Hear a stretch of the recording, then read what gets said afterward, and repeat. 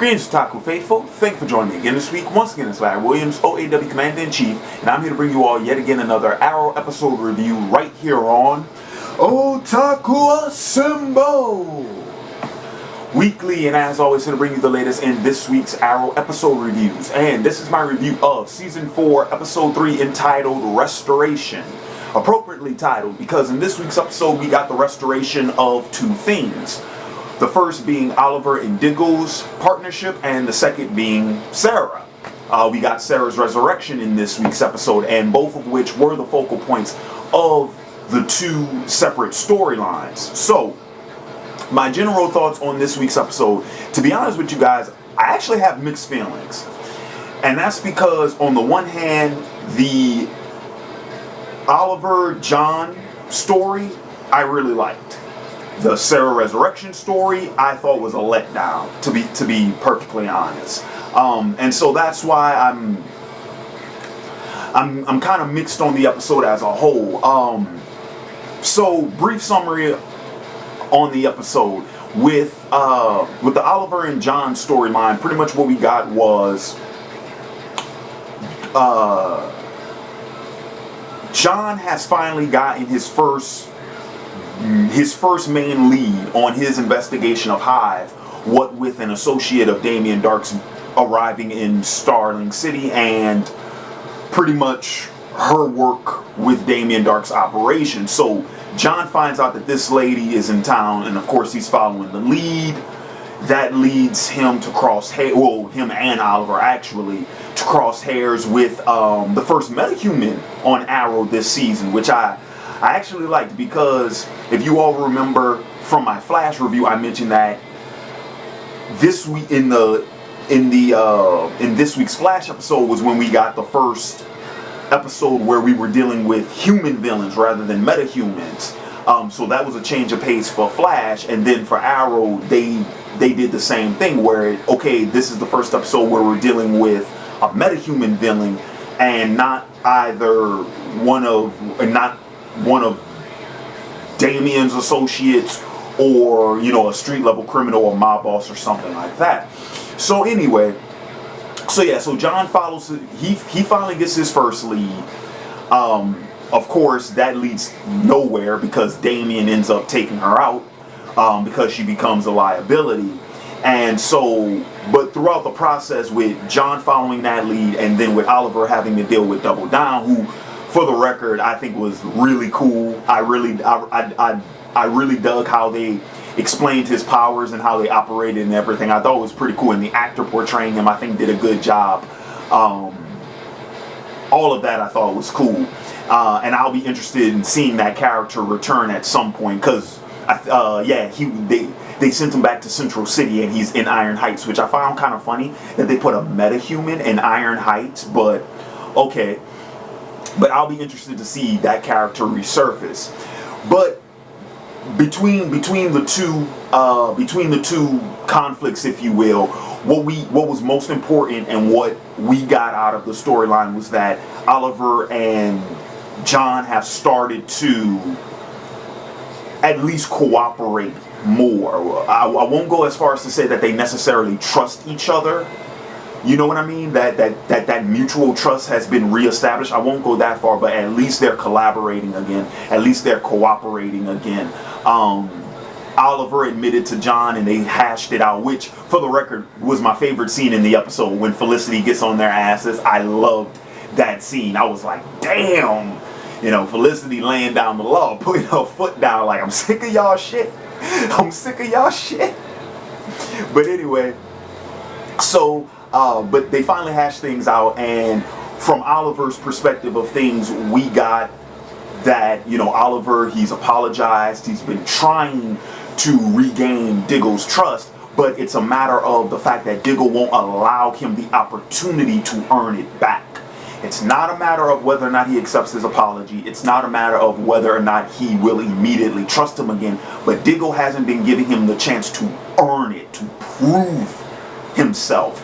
And so that was established. And then on the flip side of that, Diggle, of course, we found out in last week's episode, he's been investigating h.i.v.e for the last 2 seasons. So So now he's let Oliver in on that, and hopefully that will be the perpetual olive branch that will get them two back on an even keel again. So all of that I thought was good. We got to see more of Curtis in this week's episode. Once again, I'm loving it. I liked the small little tidbits, the little Easter eggs, the Mr. Terrific Easter eggs. I totally dug that. So I'm liking Curtis right now.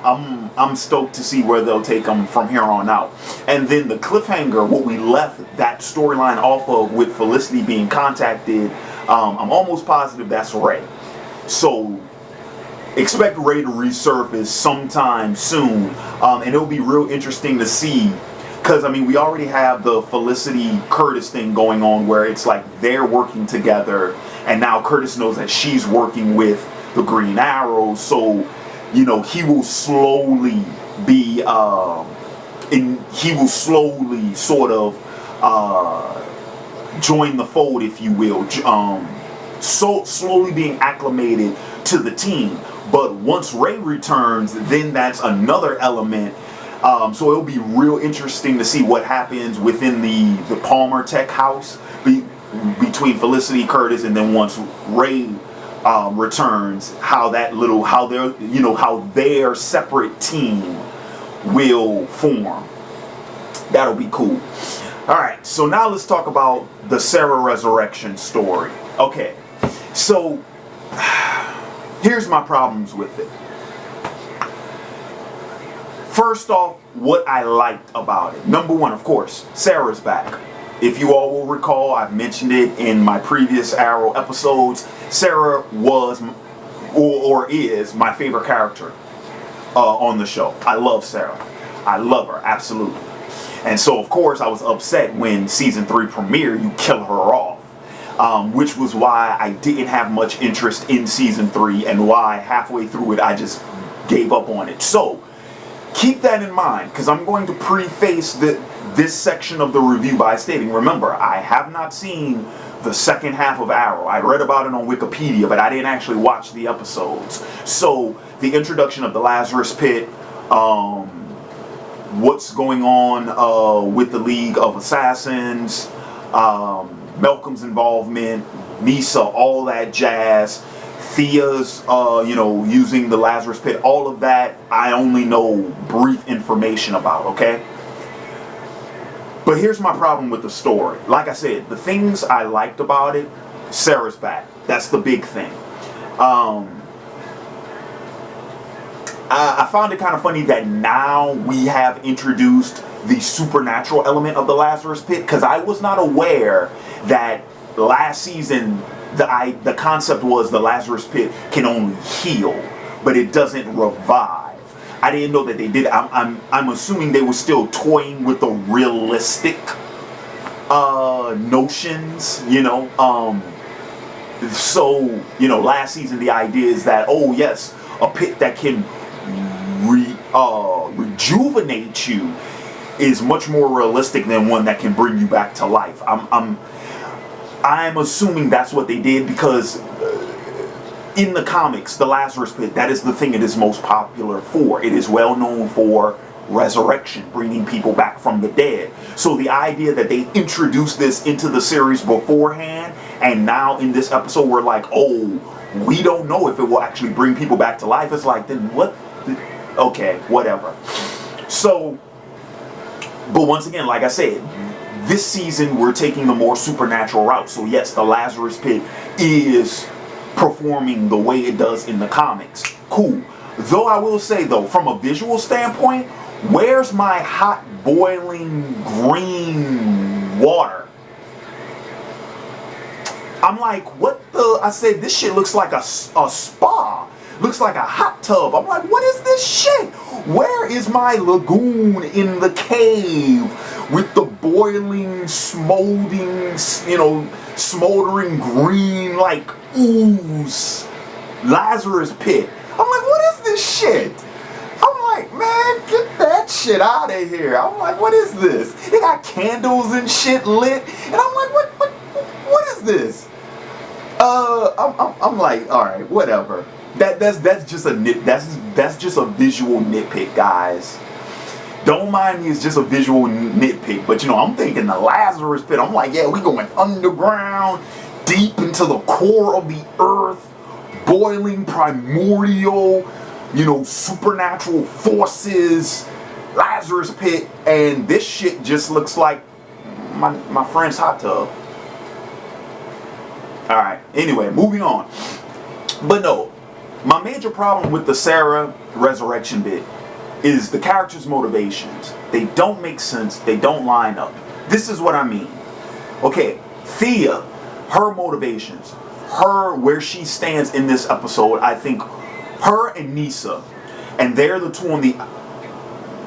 kind of the two on the opposite end. They're kind of on opposite ends, but they both agree that Sara should not be resurrected. Let me explain what I mean on this. Okay, when I say opposite ends, I'm talking about perspective extremes.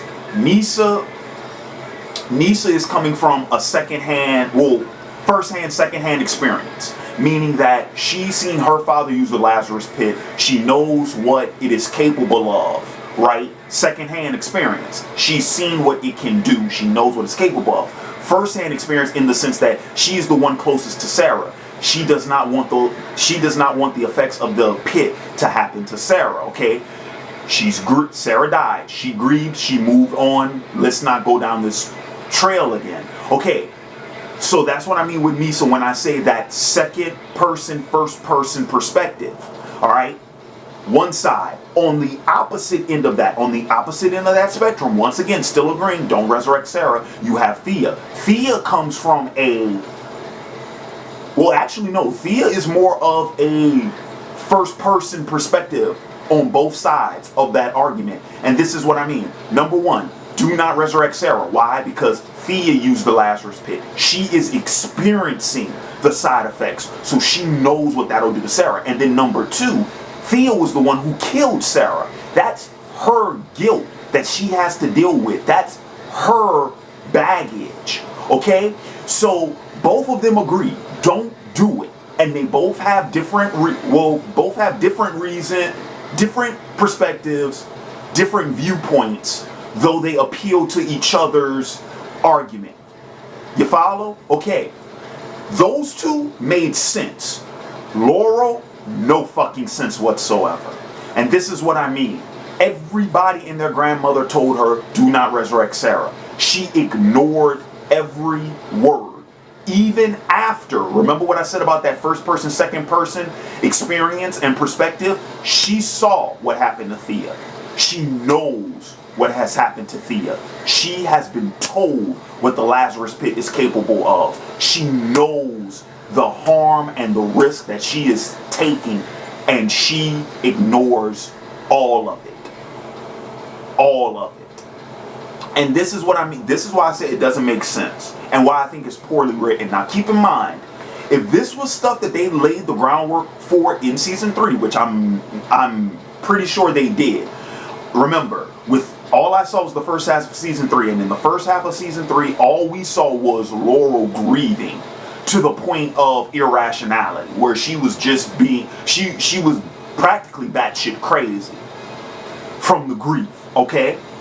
Now, I would like to think that in the second half of season 3, they sort of laying the groundwork for why Laurel is motivated to do what she does, and why she would come to season 4 and ignore said advice about resurrecting Sara. But I don't have that information, and I don't know if that information is in the show. And if that information is not in the show, then that's poor writing. Because right now, the way it made it seem, like Laurel was just stupid. Like she was stupid, like she was emotional, like she put all caution aside and just jumped into this shit head first with no foresight, no forethought. And typically what happens, because we've seen Laurel do this before, we've seen her do it throughout the first 3 seasons, especially in seasons 2 and 3. What happens? She makes stupid, irrational fucking decisions, And then the consequences, they always, I mean, the shit always blows up in her face, and it's always worse than she anticipates. We've seen her do this before. Am I saying that that's what will necessarily happen with Sara? No, not necessarily, because we know Sara does she does revert to being a good guy because she's in Legends of Tomorrow. But this is potentially a subplot that we'll be dealing with for a good bit of season 4 of Arrow. And if that's the fucking case, I mean, you have to think about it like this. That could have been avoided. You should have just, hey, people are telling you don't do this. They're telling you it for a good reason. Don't be fucking stupid and just go and do it anyway. Oh, especially, and consider this too, when someone else's life is in the matter. If you just being stupid on your own for you personally and you suffer the consequences for it, that's one thing. But you bringing somebody else into it, that's another. Laurel ass should know better, especially since that's her kid fucking sister. She should know better. The second one, motivations. I swear to God, I could not pin down the entire time I'm watching the episode. What the hell is up with Malcolm? Where is he? Where is his brain at? Okay, look, I get the thing, the whole idea. Okay, so Malcolm is Raish, because these motherfuckers can't pronounce the name. He's Ra's al Ghul now. He's the head of the demon. Okay, I get that. And also I get that Malcolm has always considered Thea the heir he never had, the successor he always wanted, the son that Tommy was not. I get that too. But where is his head at in this episode? This is what I mean. He talks about wanting to help Thea. However, he is doing things like setting up his own men so Thea can kill them. Okay, here's the thing though. He thinks that's benefiting Thea. Why? Because it's feeding into the bloodlust she's having as side effects of the Lazarus Pit, right? But that isn't necessarily what's best for Thea. And if you're trying to tell me that, no, this is Malcolm's skewed, twisted sense of parenting,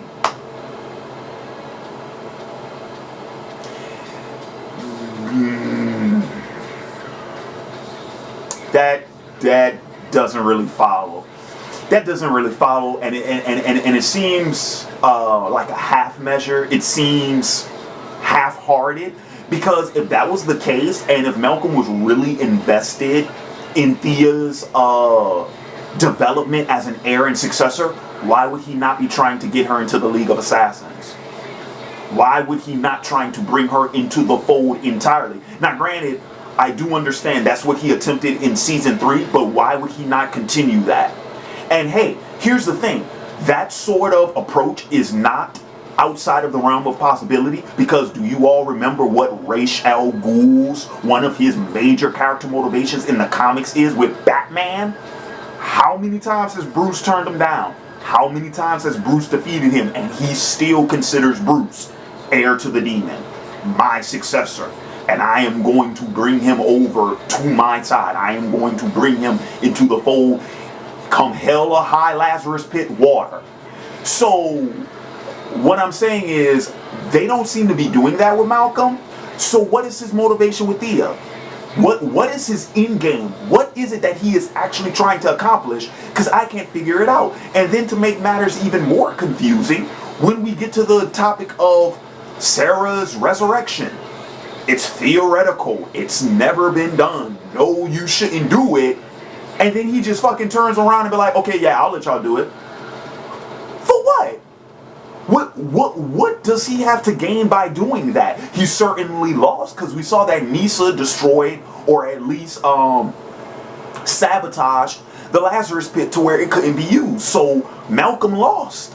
Oh, and here's another question. If Nyssa was capable of doing that all along, why would she even risk the chance of them resurrecting Sara? Why wouldn't she just destroy it outright? Why would she wait until the deed was already done to decide to do that? Did she really trust Laurel's sense of judgment that she would do the right thing and not resurrect Sara? You see what I mean when I'm talking about character motivations, why they're doing what they're doing? It's, in that storyline, it was so great. And the whole time I'm just sitting up there watching it like, it didn't make sense to me. Like I said, the only one who really made sense in that whole storyline was Thea, because, and like again, it's like I explained before, she has that first person perspective and that first person experience. Nisa is more of a, if you really compare to Thea, it's more of a second person, but still, that was a letdown. I really had high expectations for that storyline. Number one, I didn't think that it would happen so quickly, and so, I mean, we're talking about one episode. It was over with. I thought this would be something dragged out over at least 2 to 3 episodes. But it felt rushed. It felt contrived. I don't understand why the characters are doing what they're doing when reasonable, logical arguments are being made against their decisions and their actions and their choices. When you have that, I just don't get it. I'm sorry, y'all, I don't.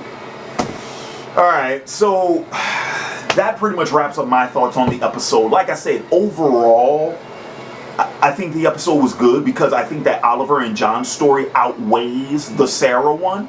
I think that as good as that one is, it was enough of a counterbalance for at least me to say, okay, it was still a good story. You know, Double Down, great villain. I love Damien Darhk. Every time Neil McDowell is on screen, I mean, he steals every scene he's in. I'm loving that stuff. But the return to the League of Assassins and Sara's resurrection, guys, as psyched as I was for that, it just felt like a huge letdown. So, but that's going to wrap up my review. I want to hear your guys' thoughts in the comments below. Let's see, the preview for next week's episode, they're bringing Sara back to Starling City. And of course, we got to do the whole Lance family drama thing again. So my expectations for that aren't particularly high. The only thing I'm really looking forward to in that episode is the fact that I think this is when Oliver and company finds out that Quentin has been working with Damien. So that angle is what I'm really going to be looking for next week. But as far as the whole Lance family drama, to be honest with you guys, I could care less about that. I really could. So yeah.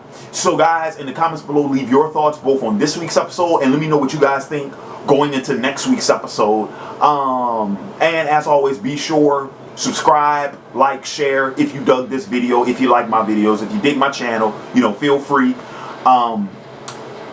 So later in the week, originally I had my Daredevil review set for tomorrow, and that's still possible. But if not tomorrow, definitely no later than Friday, because I'm off Friday. So so I know for a fact I'll be able to do it Friday if I don't get to it tomorrow.